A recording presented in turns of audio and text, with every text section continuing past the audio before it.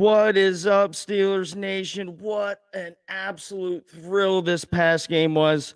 The Steelers knocking off those Ravens 16-13. Keep our playoff hopes alive. And like I've been telling you guys for weeks, the planets are aligning for this group to do something special. And I'm going to give them a little something special right now. The train great job all the way around. We'll get into it because I'm bringing in one of my buddies, my show friend, Mr. CJ himself. What's up, brother? How you feeling now? Not much. What a dumb game. Just dumb. Dude, I was ready to turn it off. Yeah, it was that was 2 hours and 45 minutes of just pain. Right. And 5 minutes of pleasure. Yeah. Unbelievable. And dude, it came out. The ending is exactly how it's been since the bye week, man.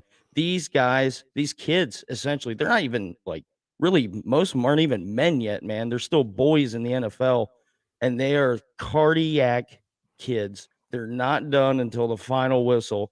And boy, I got to hand it to them, man. There's a lot of good things that came out of this game that the score doesn't really indicate, or the first three quarters don't really indicate.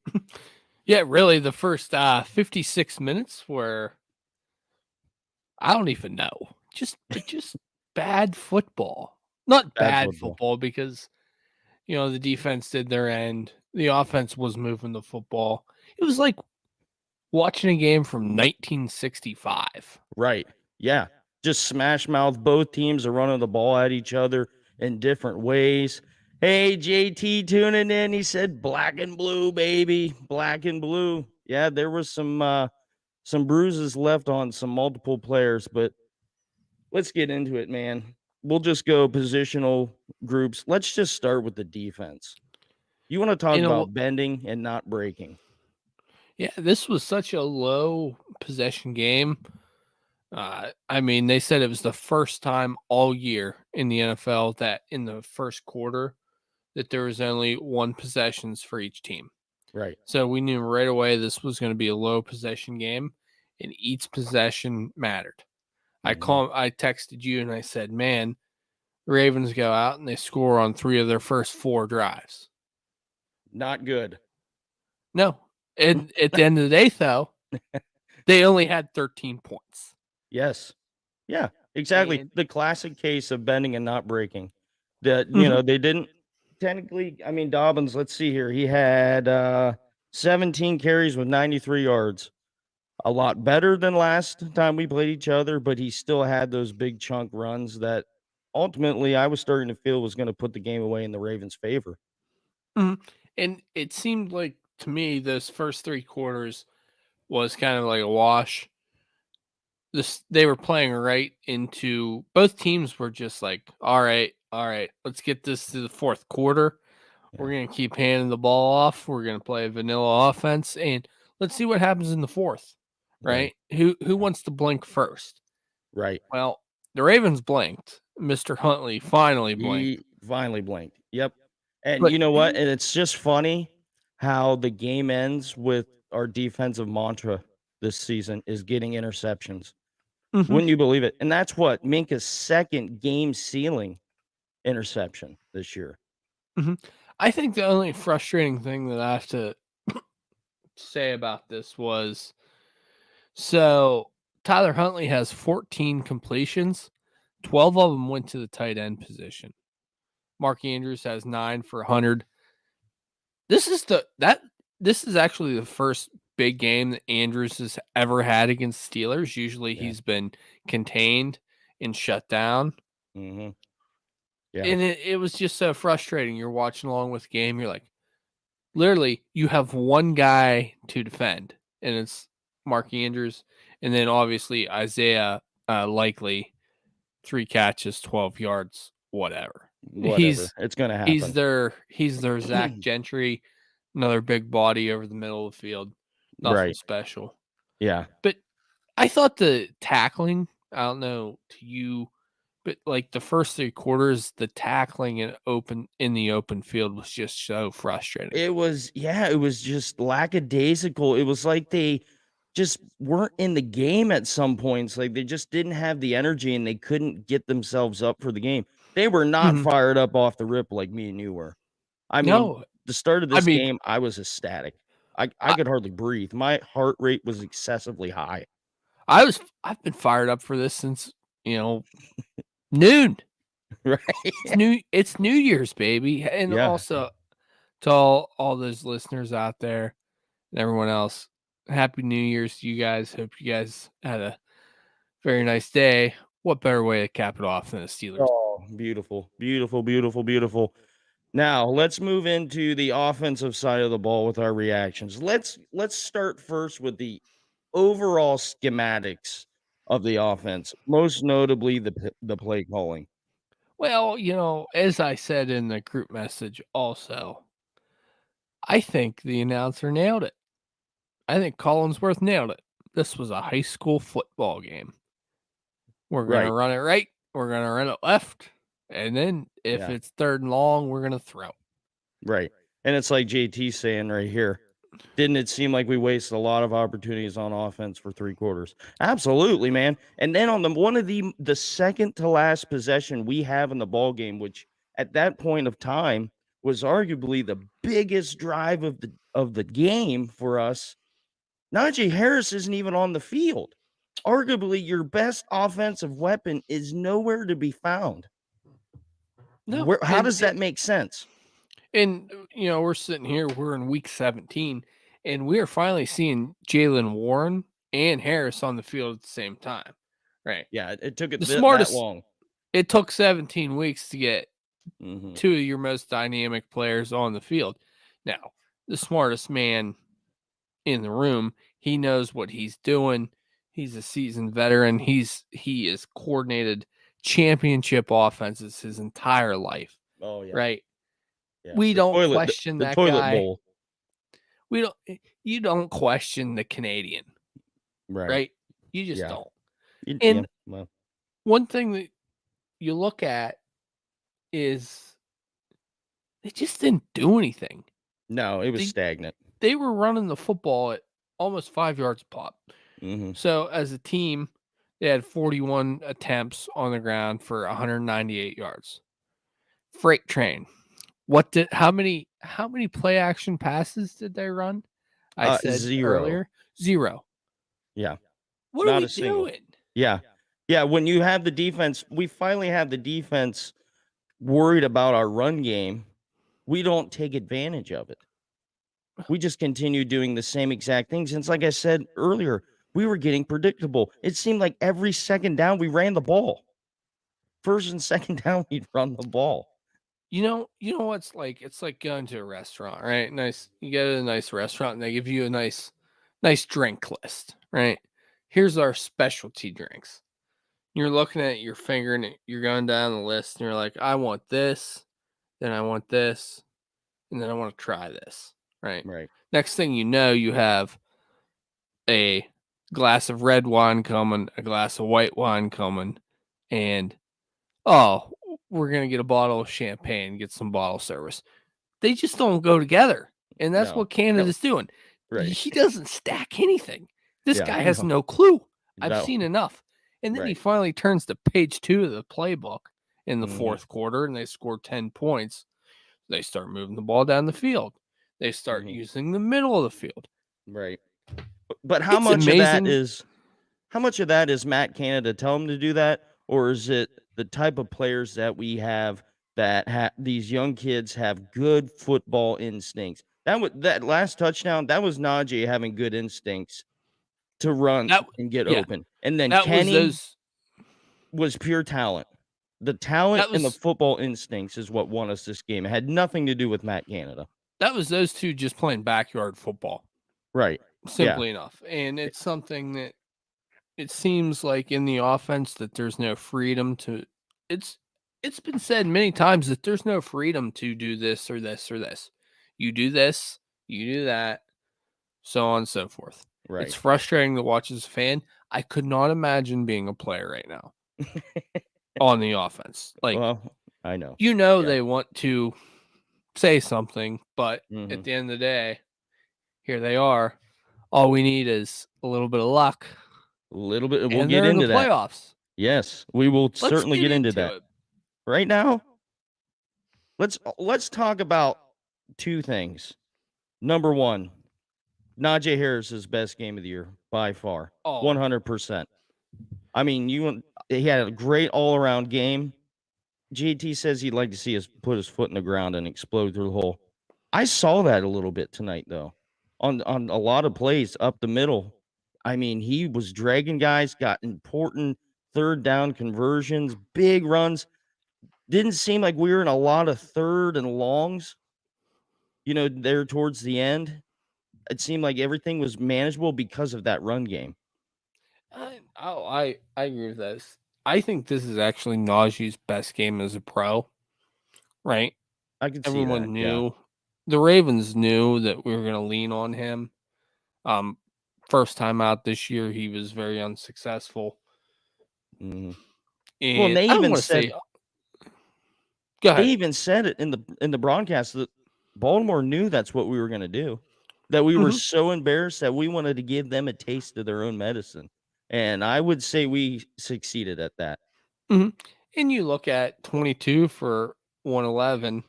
It's his first 100-yard rushing game of the year. Yeah. I was a little upset with the line on some plays, but I think for the most part that they handled their business. They did what they were supposed to do. Mm-hmm. In the run game, the pass game was a little different. And you know what? Good for Najee. I still would like to see him used a little more in the pass game, as I said before, more like they kind of used them last year. We saw it a little bit last week. He has 2 catches, obviously, as a game winner. But I think that's one of those things that can be unlocked. Jaylen Warren, though, I don't want to discount how he played in Absolutely spelling. not. Absolutely not. To find a guy as an undrafted free agent who can step in his rookie year, 12 carries, 76 yards. He has 3 catches for 22 and pass blocking. Tremendous. Yes.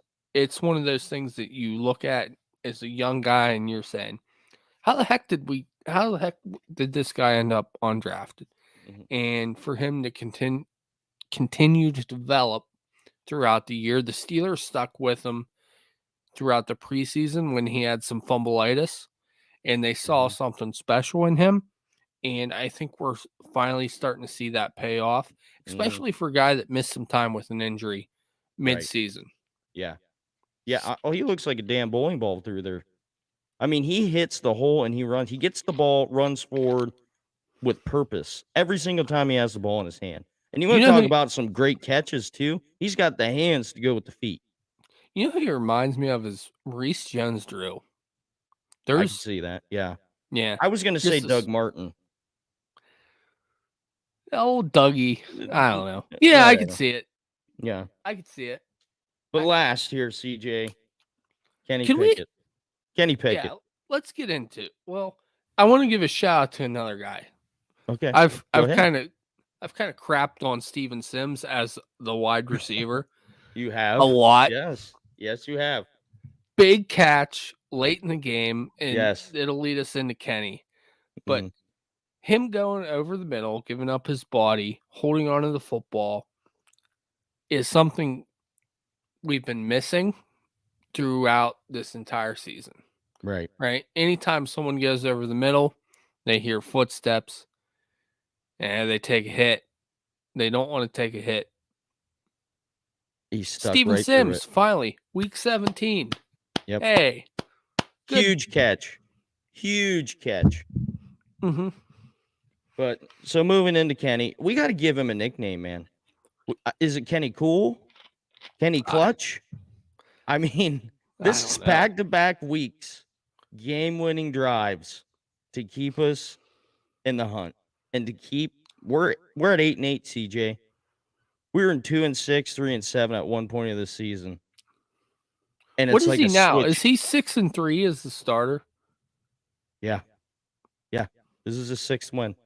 I don't think, and I love Kenny, and this kind of unbiased opinion I've said to all you guys, stick through it.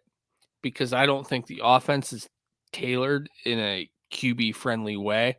Right. And I think we'd all agree with that. Absolutely. Yeah. We're all thinking Tom Brady would look like freaking like a bum with Matt prime Canada. Tom Brady. Let's just say that. Yeah. Yeah.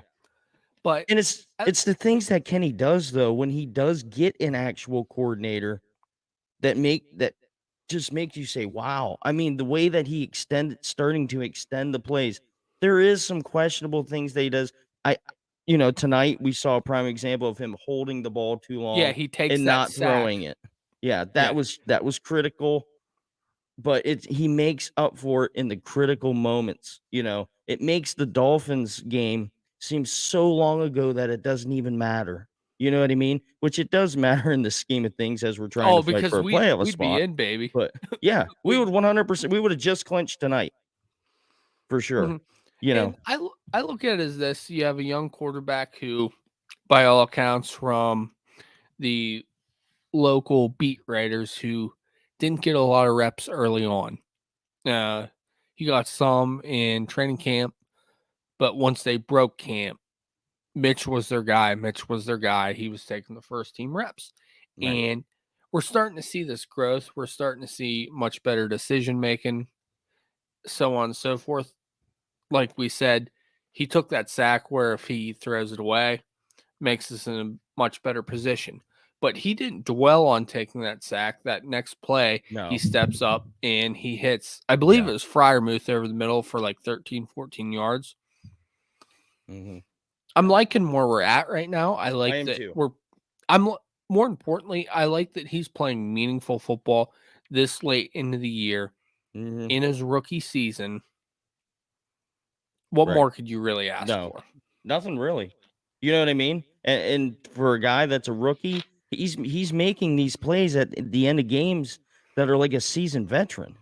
You know what I mean? The pass accuracy is coming out. It's like Kenny plays better when he is under a pressure, some sort of a pressure, And I have a question for you because, I said it in our group message. I said, well, here we go. We got a 4-minute drive. Canada's going to open it up. He drove right. He literally, him and the guys drove right down the football field. Right. There's no questions asked. It was with ease too. It wasn't like there was a big third down play other than the Najee touchdown. But like prior to that, it was like a hot knife through butter, baby. Right. Yeah. And it's like I said at the beginning, I think it was more them with their football instincts and their talent more than I think it was Matt Canada. I think it had more of their fingerprints on the whole situation. I think in the huddle, Kenny just kind of took control and said, hey, guys, this is what we're going to do. Now we're going to go fucking do it. And, you look at it and Najee, I think the perfect example, I don't know if you watched the post game on NBC. Najee and him, very professional like interviews. And next thing you know, Najee snatches the mic from that poor woman who's probably she's probably thinking in her mind, I'm about to get fired because I just let go of the mic. I've had those classes with broadcast stuff. You never let go of the mic. You never let someone take the mic. No. He takes the mic and he goes on this rant how Kenny P, they believe in him and all this other stuff. Yep. And I think one of the things that we don't see or appreciate enough is how those guys around him through these turbulent times have believed in him more than others at any point. And I think there's something to be said about their trust, their belief, their wanting in his leadership. So, I feel good heading forward about that. Well, and you know me, I've been the biggest Kenny hater since the beginning of the season. I was ready to pack it in and try to go after CJ Stroud.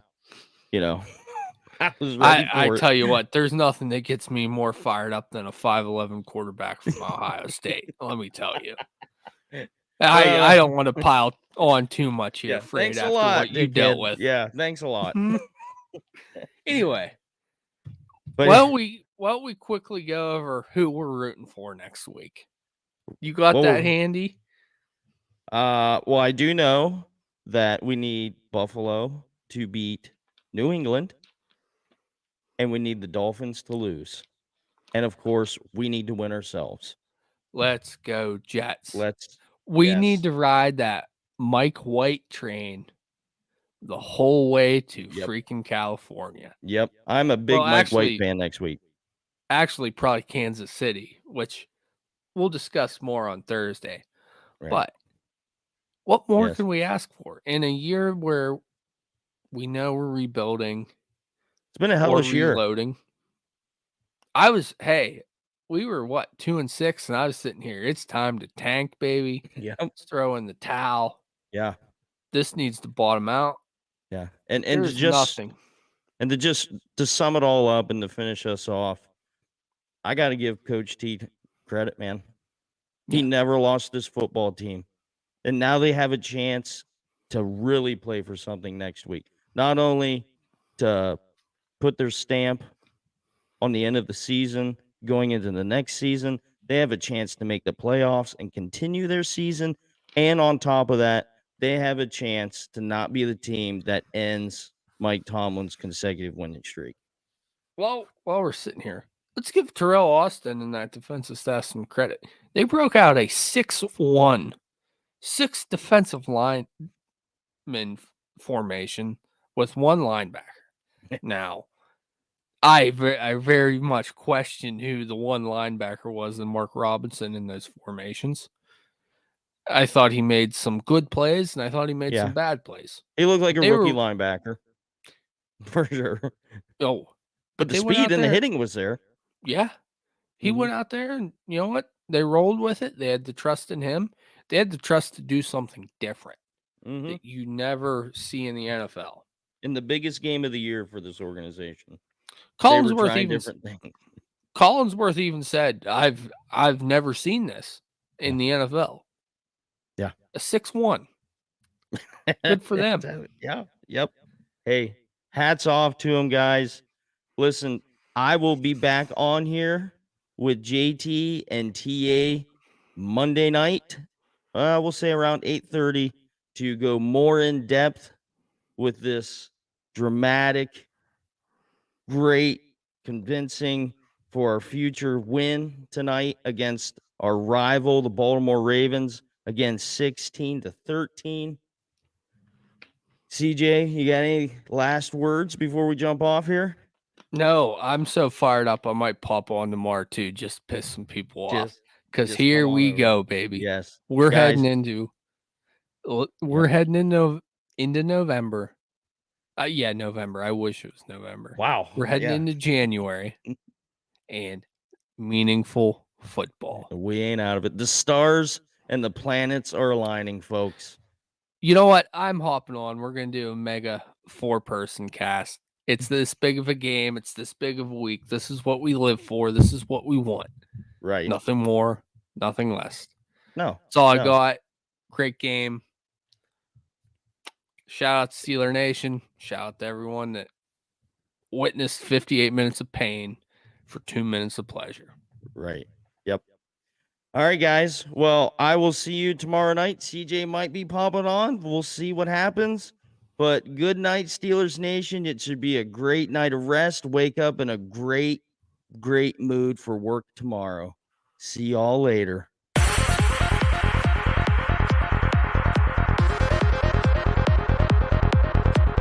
Check back next week into the Steelers Realm